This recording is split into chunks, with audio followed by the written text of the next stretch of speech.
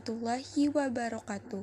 Perkenalkan, nama saya Dina Junianti dari Prodi Pendidikan Ekonomi A semester 2. Di sini saya akan mengerjakan tugas UTS dari mata kuliah Perkembangan Peserta Didik.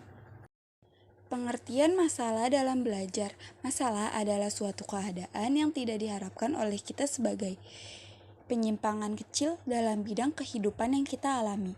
Permasalahan yang timbul akibat adanya berbagai faktor, yakni faktor internal dan faktor eksternal. Masalah belajar adalah suatu kondisi tertentu yang dialami oleh murid dan penghambat kelancaran proses yang dilakukan individu untuk memperoleh suatu perubahan tingkah laku yang baru secara keseluruhan.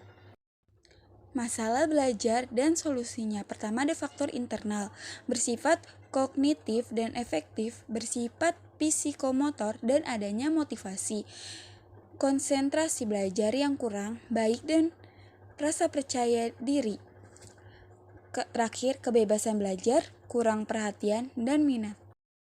Faktor eksternal. Pertama, ada lingkungan keluarga, kedua lingkungan masyarakat, ketiga lingkungan sekolah, keempat guru sebagai pembina siswa belajar, kelima kurikulum sekolah, keenam terlalu berat beban belajar siswa maupun guru, ketujuh metode belajar yang kurang memadai, kedelapan sikap orang tua yang tidak memperhatikan anaknya, yang terakhir yang kesembilan keadaan ekonomi. Masalah pokok pendidikan. Pertama, kualitas pendidikan, kedua relevan, ketiga elitisme, keempat manajemen pendidikan, kelima pemerataan pendidikan. Langkah-langkah mengenali peserta didik yang mengalami kesulitan atau masalah belajar. Pertama, menunjukkan prestasi yang menurun atau rendah di bawah rata-rata. Selanjutnya, hasil yang dicapai tidak seimbang dengan usaha yang dilakukan. Yang ketiga, lambat dalam mengerjakan tugas belajar. Yang keempat, prestasi menurun secara drastis. Yang kelima, peserta didik sering bolos, masuk tanpa keterangan.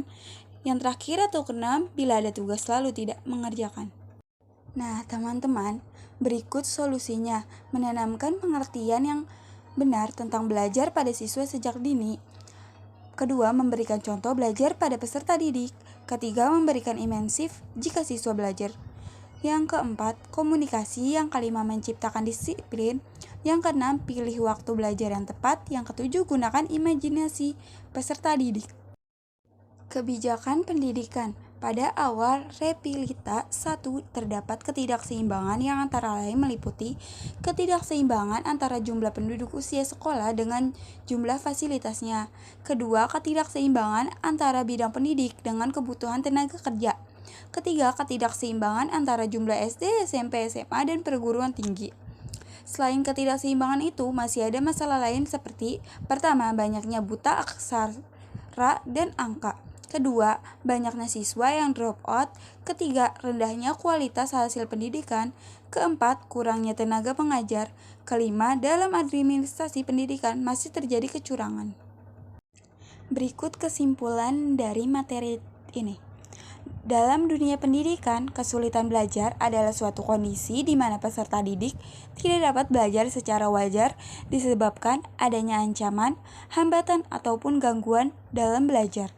Sedangkan masalah belajar adalah suatu keadaan yang tidak diharapkan oleh kita sebagai penyimpangan kecil dalam belajar yang kita alami. Ada dua faktor yang menjadi penyebab masalah belajar, yaitu faktor internal dan eksternal. Dan kebijakan pendidikan sendiri mempengaruhi masalah pendidikan tersebut, serta lambatnya pemerintah dalam menyelesaikan masalah tersebut.